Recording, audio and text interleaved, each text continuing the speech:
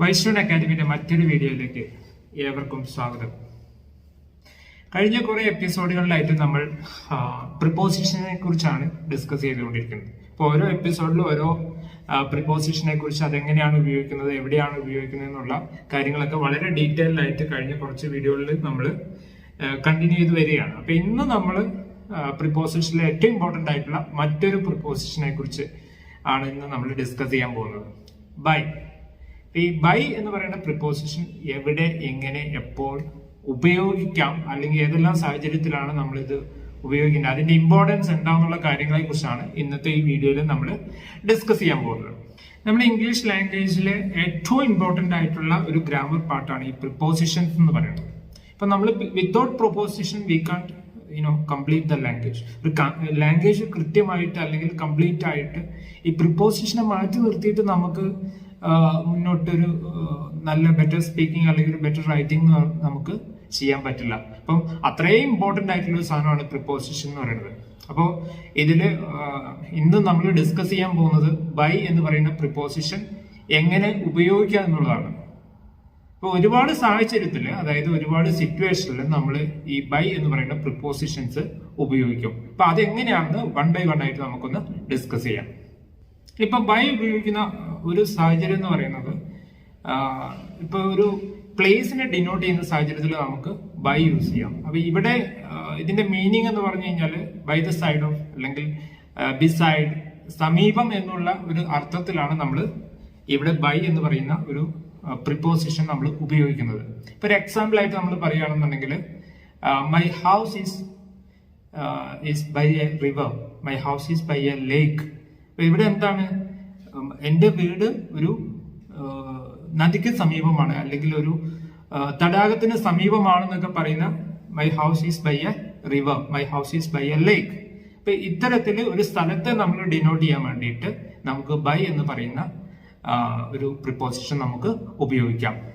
ഇപ്പം ബൈ ഉപയോഗിക്കുന്ന മറ്റൊരു സിറ്റുവേഷൻ എന്ന് പറയുന്നത്, when you describe about method of transport. അപ്പോൾ ഒരു സ്ഥലത്തേക്ക് നമ്മൾ യാത്ര ചെയ്യുന്നത് എങ്ങനെയാണ്, അല്ലെങ്കിൽ എങ്ങനെയാണ് അവിടേക്ക് യാത്ര ചെയ്തതെന്നൊക്കെ പറയുന്ന ഇത്തരം സാഹചര്യത്തിൽ നമ്മൾ ബൈ എന്ന് പറയുന്ന ഒരു പ്രിപ്പോസിഷനാണ് ഉപയോഗിക്കുന്നത്.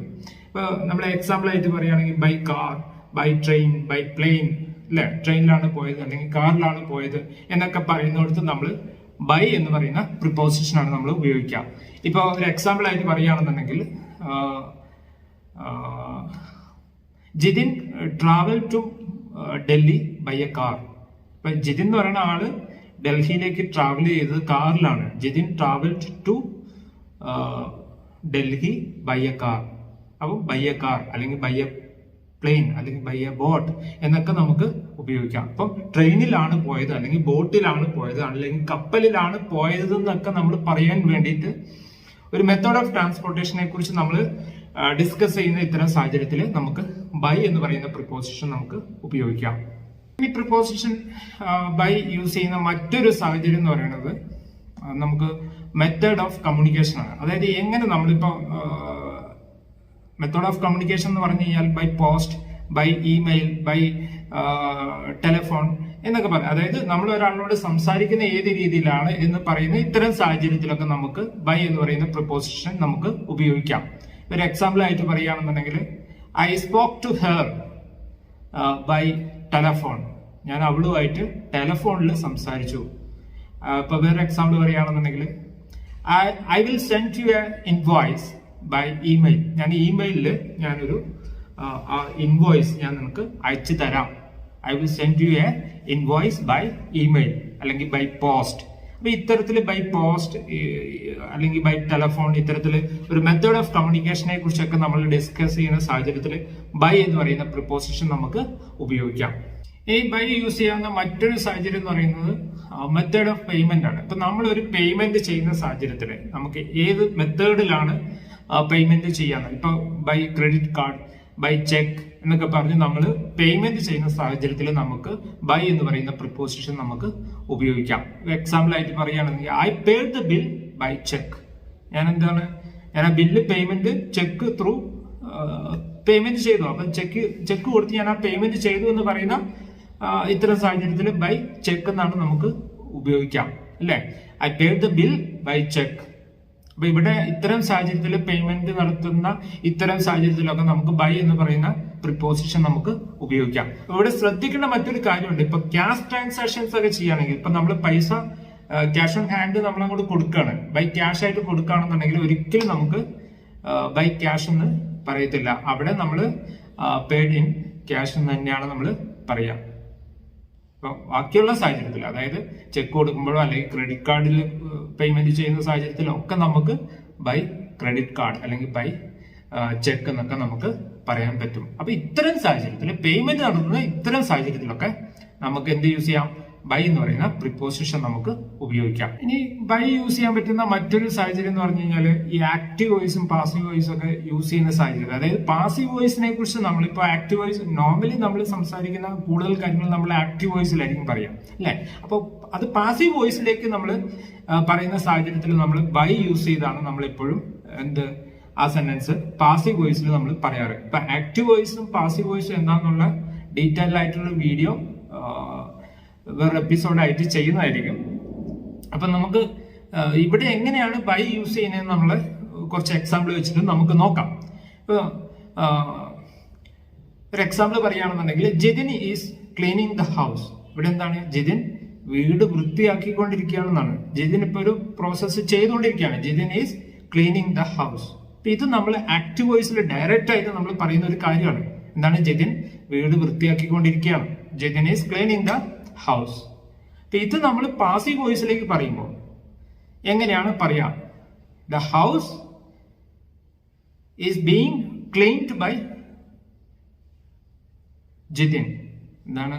ജിതിനാൽ ഈ വീട് വൃത്തിയാക്കിക്കൊണ്ടിരിക്കുകയാണെന്ന് പറയുന്ന ഒരു സാഹചര്യം. അതായത് ഒന്നും കൂടെ നമ്മളൊരു സാഹിത്യപരമായിട്ട് നമ്മൾ ഈ ഒരു സെന്റൻസിനെ കൂടുതൽ അട്രാക്റ്റീവ് ആക്കാൻ വേണ്ടിയിട്ട് നമ്മൾ യൂസ് ചെയ്യുന്നതാണ്, അല്ലേ?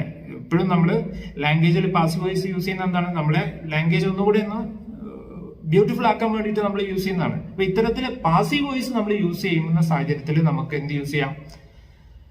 ബൈ എന്ന് പറയുന്ന പ്രിപ്പോസിഷൻ നമുക്ക് ഉപയോഗിക്കാം. ഇപ്പൊ നമ്മൾ എപ്പോഴും യൂസ് ചെയ്യുന്ന നമ്മൾ ചെറു ക്ലാസ്സുകൾ മുതൽ നമ്മൾ കേട്ടു വന്നിട്ടുള്ള ഒരു എക്സാമ്പിൾ ആണ് എന്ത്? രാമ കിൽഡ് രാവണ. രാവണനെ കൊന്നു. അപ്പൊ ഇത് പാസീവ് വോയിസിൽ പറയുന്നത് എങ്ങനെയാ? Ravana was killed by Rama. Ravana was killed by Rama. രാമനാൽ രാവണൻ കൊല്ലപ്പെട്ടു. ആദ്യത്തെ എന്താണ്? രാവണനെ കൊന്നു എന്ന് നമ്മൾ ഡയറക്റ്റ് പറയുന്ന കാര്യമാണ്. അതാണ് ആക്റ്റീവ് വോയിസ് എന്ന് പറയുന്നത്. അപ്പൊ ഇവിടെ രാമനാൽ രാവണൻ കൊല്ലപ്പെട്ടു എന്ന് ഒന്നും കൂടെ ആ ലാംഗ്വേജിനെ അല്ലെങ്കിൽ ആ ഒരു സെന്റൻസിനെ നമ്മൾ കൂടുതൽ ബ്യൂട്ടിഫൈ ചെയ്യുന്ന സാഹചര്യത്തിൽ നമുക്ക് എന്ത് യൂസ് ചെയ്യാം? അവിടെയാണ്, അത്തരം സാഹചര്യത്തിലാണ് നമ്മൾ ഈ പാസീവ് വോയിസ് നമ്മൾ ഉപയോഗിക്കാറ്. അപ്പൊ ഇത്തരത്തിൽ പാസീവ് വോയിസ് യൂസ് ചെയ്യുന്ന സാഹചര്യത്തിലൊക്കെ നമുക്ക് ബൈ എന്ന് പറയുന്ന പ്രിപ്പോസിഷൻ നമുക്ക് ഉപയോഗിക്കാം. ഇനി ബൈ യൂസ് ചെയ്യുന്ന മറ്റൊരു സാഹചര്യം എന്ന് പറയുന്നത് ഈ റിഫ്ലെക്സീവ് പ്രൊനൗൺ യൂസ് ചെയ്യുന്ന സാഹചര്യത്തിൽ നമുക്ക് ബൈ എന്ന് പറയുന്ന പ്രിപ്പോസിഷൻ നമുക്ക് ഉപയോഗിക്കാം. എന്താണ് റിഫ്ലെക്സീവ് പ്രൊനൗൺ? എന്താണെന്ന് ഡീറ്റെയിൽ ആയിട്ട് ഞാൻ പറഞ്ഞുതരാം മറ്റൊരു വീഡിയോയില്. അപ്പൊ ഇവിടെ റിഫ്ലെക്സീവ് പ്രൊനൗൺ എന്ന് പറഞ്ഞു കഴിഞ്ഞാൽ നമ്മൾ എന്തെങ്കിലും ഒറ്റയ്ക്ക് ചെയ്യുന്ന ഒരു ആക്ടിവിറ്റി, അത്തരത്തിലുള്ള കാര്യങ്ങൾ ചെയ്യുന്ന സാഹചര്യത്തിൽ നമുക്ക് ബൈ എന്ന് പറയുന്ന പ്രിപ്പോസിഷൻ നമുക്ക് ഉപയോഗിക്കാം. ഇപ്പം by myself, by ourself, by himself എന്നൊക്കെ നമ്മൾ പറയുന്ന അത്തരം സാഹചര്യങ്ങളിൽ നമുക്ക് എന്ത് യൂസ് ചെയ്യാം? ബൈ എന്ന് പറയുന്ന പ്രിപ്പോസിഷൻ നമുക്ക് യൂസ് ചെയ്യാം. ഇപ്പൊ നമ്മളൊരു എക്സാമ്പിൾ പറയുകയാണെന്നുണ്ടെങ്കിൽ let's do something by ourself. Let's do something by ourself. നമുക്ക് എന്തെങ്കിലും ചെയ്യാം എന്ന് നമ്മൾ പറയുന്ന let's do something by ourself. അപ്പൊ ഇത്തരം സാഹചര്യത്തിൽ ബൈ എന്ന് പറയുന്ന പ്രിപ്പോസിഷൻ നമുക്ക് ഉപയോഗിക്കാം. ഇനി മറ്റൊരു സാഹചര്യത്തിൽ നമ്മൾ ബൈ എങ്ങനെ ഉപയോഗിക്കാൻ നോക്കുന്നത്, ഇപ്പൊ ഈ ING form of the verb. ഇപ്പൊ നമ്മൾ വെർബിന് 5 ഡിഫറെന്റ് ഫോംസ് ഉണ്ടെന്ന് നമുക്കറിയാം, അല്ലെ? V1, V2, V3, ING, S form എന്നൊക്കെ പറഞ്ഞ് ഡിഫറെന്റ് ഫോംസ് നമ്മുടെ വെർബുകൾക്കുണ്ട്. ഇപ്പൊ അതില് ING form of the verb use ചെയ്യുന്ന സാഹചര്യത്തിൽ നമുക്ക് ബൈ എന്ന് പറയുന്ന പ്രിപ്പോസിഷൻ നമുക്ക് ഉപയോഗിക്കാം. അതായത് ഇപ്പൊ നമ്മൾ എന്തെങ്കിലും ഒരു കാര്യം ചെയ്യാൻ വേണ്ടിയിട്ട്, അപ്പൊ ഇവിടെ ബൈ ING ഫോമിൽ എന്തെങ്കിലും ഒരു സംഭവം ചെയ്തുകൊണ്ടിരിക്കുന്ന കാര്യത്തെ കുറിച്ചായിരിക്കുമല്ലോ നമ്മൾ പറയാം. അപ്പൊ അത്തരം സാഹചര്യത്തിൽ നമുക്ക് ബൈ നമുക്ക് ഉപയോഗിക്കാം. ഒരു എക്സാമ്പിൾ ആയിട്ട് നമുക്ക് പറയുകയാണെന്നുണ്ടെങ്കിൽ you can turn on the radio by pressing the button. You can turn on the radio by pressing the button. എന്താണ്? ആ ബട്ടൺ പ്രസ് ചെയ്തുകൊണ്ട് നിങ്ങൾക്ക് റേഡിയോ പ്രവർത്തിപ്പിക്കാം എന്ന് പറയുന്ന ഇത്തരം സാഹചര്യം. By pressing the button. അവിടെ പ്രസിംഗ് എന്ന് പറയുന്നത് എന്താണ്? ഒരു ING ഫോമാണ്. പ്രസ് ചെയ്തുകൊണ്ട് അത് വർക്ക് ചെയ്യിപ്പിക്കാം എന്നാണ് പറയുന്നത്. By pressing the button you can turn on the radio by pressing the button. അപ്പൊ ഇത്തരത്തില് ING ഫോം അത് വെബ് വരുന്ന ഇത്തരം വേർഡുകളുടെ മുമ്പിൽ നമുക്ക് ഏത് യൂസ് ചെയ്യാം? ഇവിടെ ബൈ എന്ന് പറയുന്ന പ്രിപ്പോസിഷൻ നമുക്ക് ഉപയോഗിക്കാം. അപ്പൊ ബൈ യൂസ് ചെയ്യാൻ പറ്റുന്ന മറ്റൊരു സാഹചര്യം എന്ന് പറയുന്നത് ടൈമുകളെ ഇൻഡിക്കേറ്റ് ചെയ്യുന്ന സാഹചര്യത്തിൽ. ഇപ്പൊ ടൈം ഉപയോഗിക്കുന്ന ഒരു സാഹചര്യത്തിൽ നമുക്ക് ബൈ എന്ന് പറയുന്ന പ്രിപ്പോസിഷൻ നമുക്ക് ഉപയോഗിക്കാം. ഒരു എക്സാമ്പിൾ പറയുകയാണെന്നുണ്ടെങ്കിൽ the guest must vacate their rooms by 11 AM. ഇപ്പൊ ഹോട്ടലിലൊക്കെ ചെന്ന് കഴിഞ്ഞാൽ നമ്മൾ പറയും റൂം വെക്കേറ്റ് ചെയ്യുന്ന 11 മണിക്കാന്നൊക്കെ നമ്മൾ പറയാറുണ്ട് അല്ലേ? അവിടെ ഒരു എന്താണ് ഗസ്റ്റുകൾ വരേണ്ടതും അവിടുന്ന് റൂം വെക്കേറ്റ് ചെയ്യുന്നതൊക്കെ ആയിട്ടുള്ള ടൈമുകൾ കൊടുത്തിട്ടുണ്ടാവും. അപ്പൊ അത്തരം സാഹചര്യത്തിൽ അവിടെ ടൈമിനെയൊക്കെ ഇൻഡിക്കേറ്റ് ചെയ്യാൻ വേണ്ടിയിട്ട് ബൈ 11 AM, ബൈ 12 AM അല്ലെങ്കിൽ ബൈ 12 PM എന്നൊക്കെ നമ്മൾ പറയുന്ന ഇത്തരം സാഹചര്യത്തിൽ, അതായത് ടൈം ഇൻഡിക്കേറ്റ് ചെയ്യുന്ന ഇത്തരം സാഹചര്യത്തിലൊക്കെ നമുക്ക് ബൈ എന്ന് പറയുന്ന പ്രിപ്പോസിഷൻ നമുക്ക് ഉപയോഗിക്കാം. അപ്പൊ ഇത്തരം സാഹചര്യങ്ങളിലാണ് നമ്മൾ ബൈ എന്ന് പറയുന്ന പ്രിപ്പോസിഷൻ നമുക്ക് മെയിൻ ആയിട്ട് നമുക്ക് ഉപയോഗിക്കാൻ പറ്റുന്ന സാഹചര്യങ്ങൾ എന്ന് പറയുന്നത്. അപ്പൊ ഏതൊക്കെ സാഹചര്യങ്ങളിലാണെന്ന് നമുക്ക് ഒന്നുകൂടി നോക്കിയാലോ? When you make A payment, ഇപ്പൊ ഒരു പേയ്മെന്റ് ചെയ്യുന്ന സാഹചര്യത്തിൽ നമുക്ക് ബൈ എന്ന് പറയുന്ന പ്രിപ്പോസിഷൻ നമുക്ക് യൂസ് ചെയ്യാം.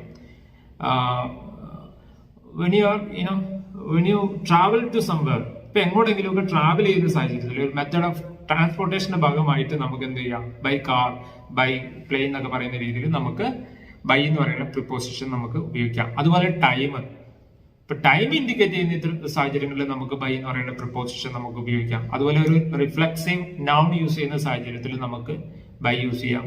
പിന്നെ ഏതാണ്? പാസീവ് വോയിസ് യൂസ് ചെയ്യുന്ന സാഹചര്യത്തിൽ നമ്മൾ ബൈ വെച്ചാണ് ഉപയോഗിക്കുന്നത്. അതുപോലെ തന്നെ നമ്മൾ എന്താണ് ഇപ്പം പ്ലേസ്, ഏതെങ്കിലും ഒരു സ്ഥലത്തിന്റെ സമീപമാണെന്നൊക്കെ നമ്മൾ പറയുന്ന അത്തരം സാഹചര്യങ്ങളിൽ നമുക്ക് എന്താണ് ബൈ വെച്ചിട്ട് പ്രിപ്പോസിഷൻസ് യൂസ് ചെയ്യാം. അതുപോലെ വെൻ യു കമ്മ്യൂണിക്കേറ്റ്, അതൊരു കമ്മ്യൂണിക്കേഷൻ ചെയ്യും ബൈ പോസ്റ്റ്, ബൈ ടെലിഫോൺ എന്നൊക്കെ പറയുന്ന ഇത്തരം ഒരു കമ്മ്യൂണിക്കേഷൻ മെത്തേഡ് ഓഫ് കമ്മ്യൂണിക്കേഷന് വേണ്ടിയിട്ട് നമുക്ക് ഈ ബൈ എന്ന് പറയുന്ന പ്രിപ്പോസിഷൻസ് ഉപയോഗിക്കാം. അപ്പൊ ഇത്തരം സാഹചര്യങ്ങളിലാണ് നമ്മൾ എന്ത് യൂസ് ചെയ്യാം? ബൈ എന്ന് പറയുന്ന പ്രിപ്പോസിഷൻ നമ്മൾ മെയിൻ ആയിട്ട് ഉപയോഗിക്കാം. അപ്പൊ ഇന്നത്തെ വീഡിയോ എല്ലാവർക്കും മനസ്സിലായെന്ന് പ്രതീക്ഷിക്കുന്നു. അപ്പോൾ ഇതുവരെ ഞങ്ങളുടെ ചാനൽ സബ്സ്ക്രൈബ് ചെയ്യാത്ത ഒരാളാണ് നിങ്ങളെങ്കിൽ please do subscribe our channel. Thank you so much for watching our video.